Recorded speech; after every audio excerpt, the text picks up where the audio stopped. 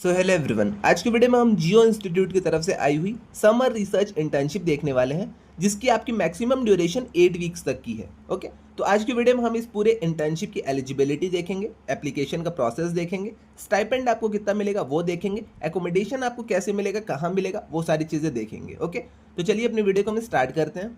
तो सबसे पहले इस इंटर्नशिप की अगर हम बात करते हैं तो ये आपकी जियो इंस्टीट्यूट की तरफ से आई हुई इंटर्नशिप है।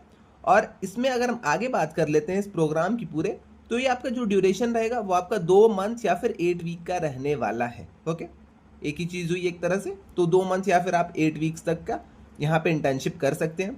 डेडलाइन की अगर हम इस इंटर्नशिप की बात कर लेते हैं तो 17 मई 2026 से लेके आपकी एप्लीकेशन, मतलब यहाँ पे आपकी ये डेडलाइन रहने वाली है। और जो आपकी इंटर्नशिप स्टार्ट होगी वो आपकी 1 जून 2026 से होगी। अभी इस इंटर्नशिप्स के एप्लीकेशंस ऑन गोइंग है। 17 को या आपके 17 मई को इसके एप्लीकेशंस बंद हो जाएंगे। तो जो भी स्टूडेंट्स एलिजिबल हैं, मैं आगे अभी आपको एलिजिबिलिटी बताऊंगा, तो जो भी स्टूडेंट्स एलिजिबल हैं यहाँ पे वो लोग जाके इसके लिए अप्लाई कर दीजिएगा।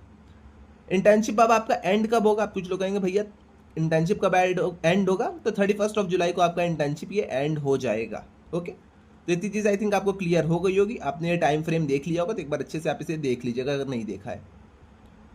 अब आती है मेन थिंग, भैया एलिजिबिलिटी क्या है। तो अगर आप यूजी के 3rd ईयर में हैं या फिर 4th ईयर में हैं और आप बीटेक कर रहे हैं, बीई कर रहे हैं, बीएससी कर रहे हैं, बीबीए कर रहे हैं या फिर कोई भी इक्विवेलेंट डिग्री कर रहे हैं, तो आप यहाँ पे एलिजिबल हैं, आप यहाँ पे अप्लाई कर सकते हैं। बट यहाँ पे 3rd ईयर या फिर 4th ईयर रहना नेसेसरी है। अब अगर आप पीजी में हैं, अगर आप अपनी मास्टर्स कर रहे हैं, 2nd ईयर में हैं, एमटेक कर रहे हैं, एमएससी कर रहे हैं, एमबीए कर रहे हैं या फिर कोई भी इक्विवेलेंट डिग्री कर रहे हैं, तो आप यहाँ पे अप्लाई कर सकते हैं। ओके, अब यहाँ पे इसमें और एक दो चीज़ें लिखी गई हैं, जो कि आपका स्ट्रॉन्ग एकेडमिक बैकग्राउंड रहना चाहिए। ओके, उसके बाद आपकी रेलिवेंट नॉलेज रहनी चाहिए AI, physics, material, sports management या किसी में भी आपकी अगर अच्छी खासी मतलब आपकी नॉलेज है तो आप यहाँ पे अप्लाई कर सकते हैं। अब आती है बात कि भैया यहाँ पे सिलेक्शन कैसे होगा, वो पहले बताइए और स्टाइपेंड बताइए। तो स्टाइपेंड की अगर हम बात कर लेते हैं तो स्टाइपेंड आपको 10,000 रुपीज़ पर मंथ मिलेगा यूजी वाले स्टूडेंट्स को, और 20,000 पर मंथ मिलेगा आपके पीजी वाले स्टूडेंट्स को। एकोमोडेशन भी ये लोग आपको प्रोवाइड कर रहे हैं, तो एकोमोडेशन भी आपको यहाँ पे मिलेगा, वो आपको डबल ऑक्यूपेंसी बेसिस पे मिलने वाला है, ये आप यहाँ पे देख पाएंगे। और हाँ, इंटर्न्स को एकोमोडेशन लेना है, बट यहाँ पे एक और चीज़ है, food is not included in the accommodation. तो एकोमोडेशन में फूड आपका इंक्लूडेड नहीं है। ओके, तो फूड का आपको खुद से देखना पड़ेगा। बट आपको स्टाइपेंड जो मिलेगी वो आपकी 10,000 है यूजी की और 20,000 है पीजी की। एकोमोडेशन ये लोग आपको दे रहे हैं, फूड नहीं दे रहे हैं। ओके, तो इतनी चीज़ आई थिंक आपको क्लियर हो गई है। अब आती है मेन थिंग कि भैया यहाँ पे हमारा सिलेक्शन कैसे होगा, क्या क्या चीज़ें करनी पड़ेंगी।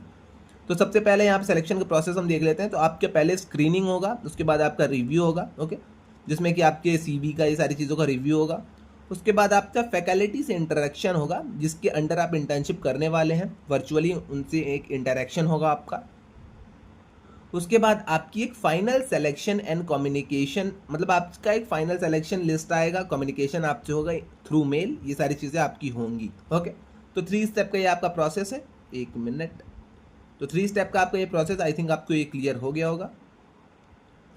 अब आती है बात, भैया क्या क्या चीज़ें, क्या क्या एप्लीकेशन का प्रोसेस है, क्या क्या डॉक्यूमेंट्स लगेंगे, तो वो भी हम देख लेते हैं। तो सबसे पहले आप एप्लीकेशन के डॉक्यूमेंट्स में अपनी सीवी को आप ऐड कर लीजिएगा। सीवी को आप अपने अच्छा बना लीजिएगा, जिसमें कि आपके एकेडमिक परफॉर्मेंस दिखते रहें। ओके, जो सीजीपीए, जिसमें, और फिर हाँ, अगर आपने कोई रेलिवेंट प्रोजेक्ट्स कर रखे तो वो सारी चीज़ें आप ऐड कर लीजिएगा। टेक्निकल की आपको प्रायर कितनी नॉलेज है, रिसर्च में आपने कितने काम किया है, वो सारी चीज़ें आप यहाँ पे ऐड कर लीजिएगा। एक्सपीरियंस कितना है इंडस्ट्री का, वो सारी चीज़ें आप यहाँ पे ऐड कर लीजिएगा। उसके बाद आपको यहाँ पे एक रिसर्च का साइनॉप्सिस लिखना होगा। ओके, जो कि आपका मिनिमम 500 से लेके 1000 वर्ड का रहेगा। तो वो सारी चीज़ें आप यहाँ पे एक बार कर दीजिएगा। अब आएगी main thing, subject line formatting की। अब सब्जेक्ट लाइन फॉर्मेटिंग कैसे करनी है, क्या करनी है, वो भी आप यहाँ पर देख लीजिए। तो सबसे पहले application for summer research internship आपको लिखना होगा। उसके बाद आपका नेम होना चाहिए, आपके नेम के बाद यहाँ पे फैकल्टी का नेम और रिसर्च एरिया होना चाहिए। इन्होंने एग्जाम्पल देके भी यहाँ पे बताया, तो आप यहाँ पे देख पाएंगे। Application for summer research internship 2026। Okay, ऐसे ये तो सेम सबका रहेगा, सेम यही आपको लिखना है। अब आपका नेम इन्होंने राहुल शर्मा लिया है, तो आपका जो भी नेम होगा आप यहाँ पे लिख दीजिएगा। उसके बाद जिस प्रोफेसर के अंदर में आप इंटर्नशिप करने जा रहे हैं, तो यहाँ पे इन्होंने सुदीप्ता रॉय का एग्जाम्पल लिया है, बट आप जिस भी प्रोफेसर के अंदर में इंटर्नशिप करेंगे आप वो लिखेंगे। उसके बाद रिसर्च एरिया आपको लिखना है कि किस एरिया में आप जा रहे हैं मतलब उन प्रोफेसर के अंदर इंटर्नशिप करने। ओके, तो इतनी चीज़ आई थिंक क्लियर हो गई है। अब इसका मेन थिंग आता है सबमिट वाया मेल। आपको मेल के थ्रू ये सारी चीज़ें सबमिट करनी पड़ेंगी। ये रहा आपका मेल आईडी, तो इस पर आप मेल कर दीजिएगा। क्या क्या मेल करना है, सीवी को अपने मेल करना है, आपको साइनॉप्सिस को अपने आप पे आपको मेल करना है। ओके, एकेडमिक के आपके जो भी डॉक्यूमेंट्स है वो सारी चीज़ें आपको मेल करनी है। अंडर ग्रेजुएट वाले अगर आप हैं तो 10th की और 12th की मार्कशीट, सारे सेमेस्टर की जो भी आपकी है वो सारी चीज़ें आप मेल कर दीजिएगा। और पोस्ट ग्रेजुएट में अगर आप पीजी में हैं तो आपको 10th 12th की और अंडर ग्रेजुएट की मार्कशीट्स, ये सारी चीज़ें आपको यहाँ पे मेल करनी है। तो कुछ ये आपके डॉक्यूमेंट्स हैं, इन्हें आप बहुत ही ध्यान से देख लीजिएगा। ये आपके डॉक्यूमेंट्स, इन्हें आपको मेल करना पड़ेगा।